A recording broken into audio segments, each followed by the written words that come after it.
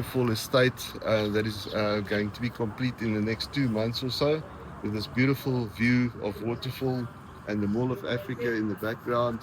And this is the entertainment area of the house, where you can see that we are now busy building the swimming pool and the jacuzzi area. And that swimming pool has a bulletproof glass side to withstand the pressure of the water. The swimming pool will also have luminescent mosaics, which will light up in the evening from the sun that it actually captures during the day. But this entertainment area spills out from the house. This is the indoor entertainment area where we're going to have a bar and a home theater over there.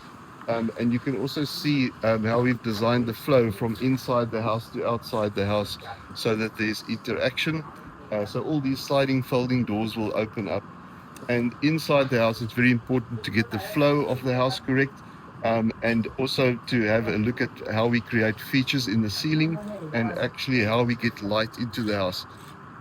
It's very important for a house to have good lighting inside it and good natural light.